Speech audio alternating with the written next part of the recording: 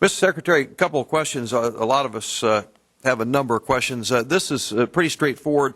It appears from a Wall Street Journal article that we're going to increase the IRS budget by 9.4%, hiring additional 5,000 or 5,100 agents at the cost of $460 billion. I suppose some of the reason that some of the tax money that the IRS thinks could be collected is not coming in could be because those tax manuals, when you stack them up on a little wagon, you know, they're about a yard high. Don't you think that perhaps we could save money and do things a lot more simply if we were just to simplify the tax code and skip the 5,100 IRS agents?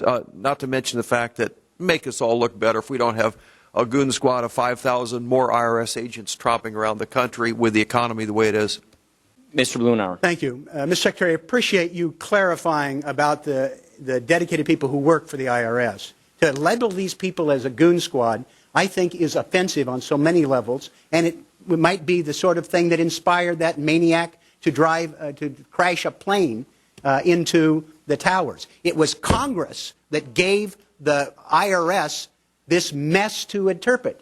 And with all due respect, looking at the last time Republicans were in charge of the tax code, look at, I think it was 1 million extra words that were added to it.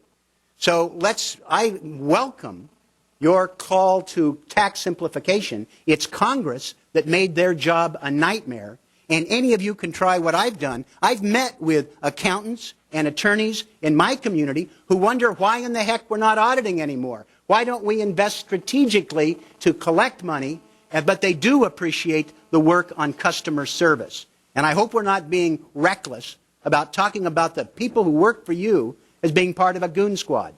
That's reprehensible. Thank you for saying that. Of course, I completely agree.